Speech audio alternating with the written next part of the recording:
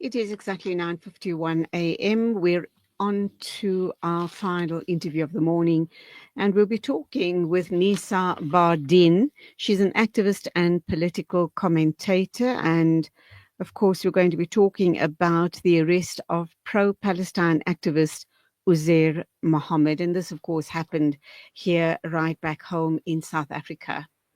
Nisa Bardin, salaam alaikum to you. Welcome to the program. Nice to have you here. Assalamu alaikum, Sister Julie, and thank you so much for your time and for allowing me to speak on your platform. I appreciate it. We appreciate your efforts and all of the activist and political work that you and your organization is involved in. And I see you called United for Justice and also Middle Nation. Your hashtag is expel USA from UN. So lots of initiatives there, and we wish you lots and lots of luck in achieving all of your goals and ambitions. So tell us the story. How did this all play out with Uzair Mahomed? What exactly happened, and where did all of the events take place?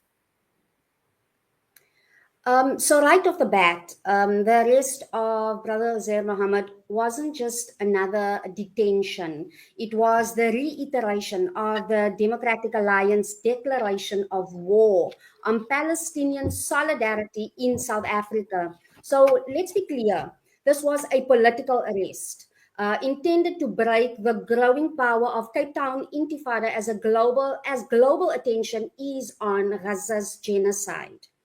And let's look at the facts. A few weeks ago, Helen Ziller returned from the United States and proudly declared the DA's full backing for Israel. And Uzair's arrest isn't a coincidence, it is coordination. So people need to ask themselves, why did the DA block parliamentary motions condemning Israeli war crimes in 2023 while fast-tracking laws to censor Palestinian murals in Cape Town? Why are pro-Palestine activists like Brother Uzair arrested under obscure laws for wearing a mask, while apartheid-era politicians face no consequences?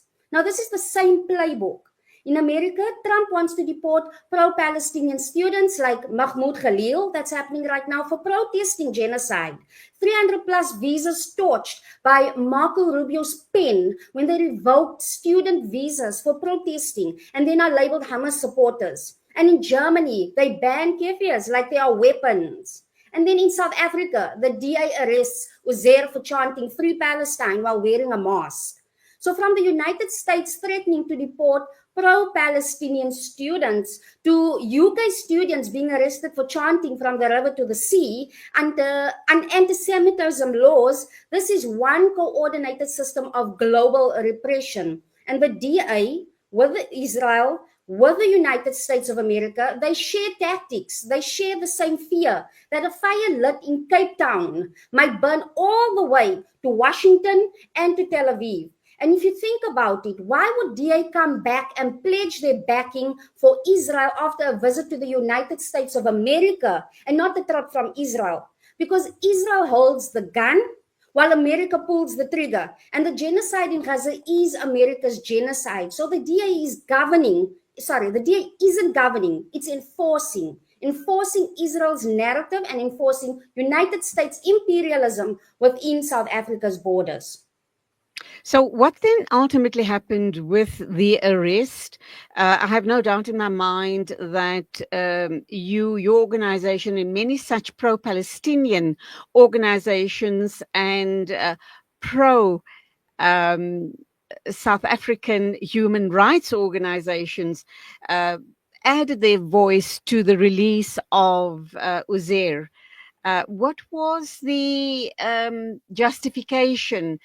Did you demand answers? Did you get the answers?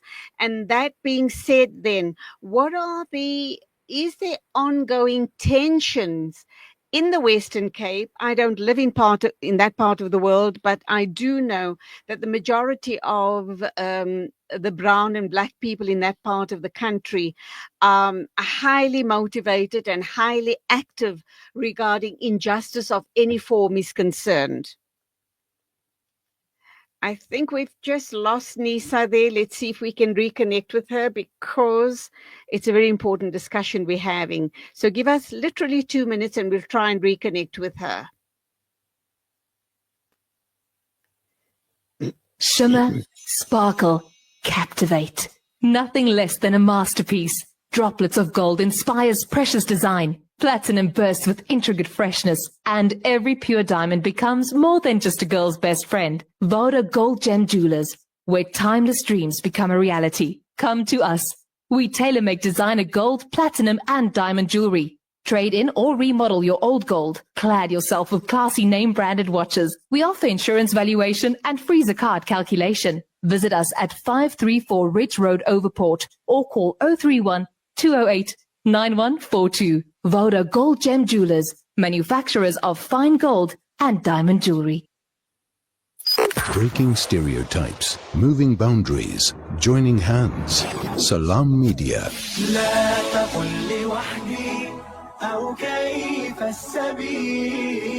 Humanity sets the agenda. Welcome back. It's 9:57, and thankfully we've reconnected with Nisa Bardeen. Did you get my message, and would you like to respond, or do I repeat my question? Can you repeat the question, please? My apologies. No problem. I'd like to know what happened post the arrest of Uzair. That's question number one. It's a two-pronged question. What are the tensions like between the Black people and the Zionists in the Western Cape? Because they do obviously occupy all of the prime land in the Western Cape, and I should imagine that's the way they'd like to preserve it as a whites-only enclave. Regarding Brother Uzair's question, your question on Brother Uzair's arrest, he was detained for quite a number of hours, 7 hours, where they systematically tried to pin various types of charges on him. He had a lawyer by his side that was able to assist him to ensure that he doesn't get arrested. He doesn't get charged with the incorrect, charge that has no basis. And they eventually charged him with wearing a mask during a protest. So that is what he needs to defend at the moment with his lawyer, where he'll be appearing to ensure that, he is acquitted and that type of thing. But he's been charged with wearing a mask in a public gathering. Is it the first time we're hearing of such a charge in South Africa?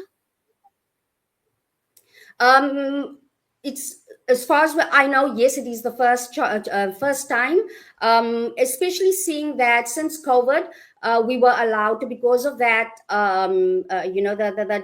what was declared with regards to us allowing now to wear masks in public spaces. That has never ever been removed or rescinded. So we are allowed to, as far as the case would be, we have been wearing masks in public. So that should not be a thing, or should be an issue when it comes to public gatherings. That is something that can be worn. It is our democratic right to protest as long as it is peaceful. There was no violence or anything.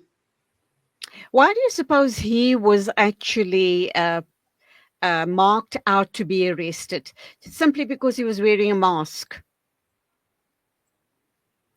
He is the founder and the leader of, the Intifada group, and he is a voice that is making waves within Western Cape and the country as a whole. And he is being noticed. People are noticing that he is fighting for justice, that he is fighting against genocide. So it is normal, because that is the tactic of the West Western countries, to target those voices and repress those voices that are fighting for something that they feel are against their interests. And currently, this genocide is their genocide. It is the United States of America's genocide within Gaza, and they don't want anybody changing that, because they want to be the ones that are in control of that area. Let's look at the situation of the Black and brown people and the Zionists that are residing in the Western Cape. How stark is that divide? And are you coming across any incidences between the two groups? Not as far as I know. I think we do share, we are in solidarity with regards to our fight against apartheid in Palestine, because we do come from a country with a history of, experiencing apartheid. So when it comes to black and brown people, in terms of our case against Israel at the ICJ, there is huge and a big amount of solidarity with regards to black people, brown people, colored people. We all understand that the problem is not ourselves, that the issue is actually the genocide happening in Gaza, and it is our duty to stand up to it or against it. What about the integration or interconnectedness between the whites in the Western Cape, the mainly DA supporters in the Western Cape, and the black and brown communities? Has this genocide played a huge role in perhaps creating a wedge, and are there tensions between the two communities? Absolutely. It has, not that there wasn't a wedge before, but it has made it clear that who your real friends are and who your enemies are, and those people that you deem friends, what their ideologies are and where you actually stand with them. And those Israel supporters are unfortunately white people from the Western Cape, and those are people that are in favor of imperialism, of racism. Those are people that feel that they are entitled to land, to resources, to do whatever they want to do, and just because of the basis of the color of their skin. And that is an ideology, unfortunately, that has been ingrained in them, and they're inviting other people from other countries, like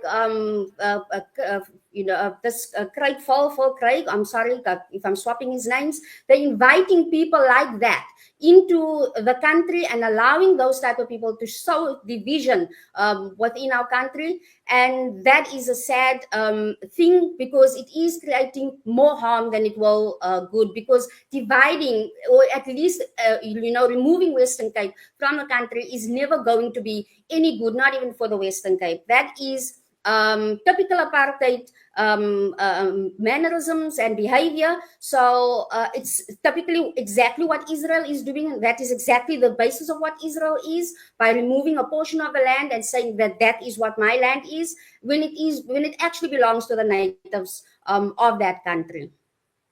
To wrap up then, when is Uzair's case going to be heard? And I do hope and pray that activist groups in the Western Cape are going to come out in full support, even if they just stand outside peacefully with their placards, indicating their support for not only Uzair, but the cause of the Palestinian people.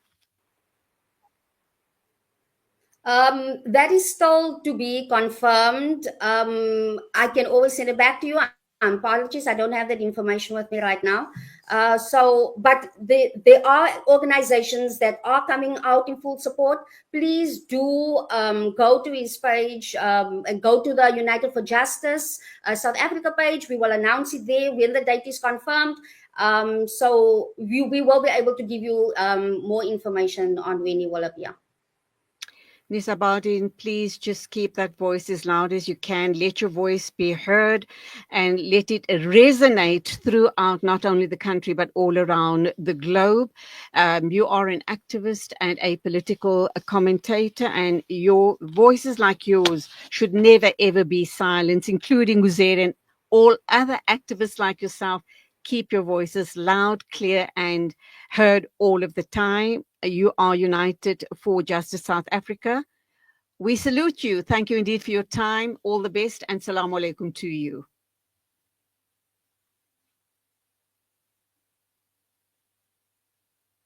Okay, time for me to wrap up. Thank you indeed for your company on the show this morning. Don't forget to join me tomorrow morning at 11 o'clock on the mid-morning show. Till then, take care on the roads. As always, assalamu alaikum and khudafiz from me, Julie Alli.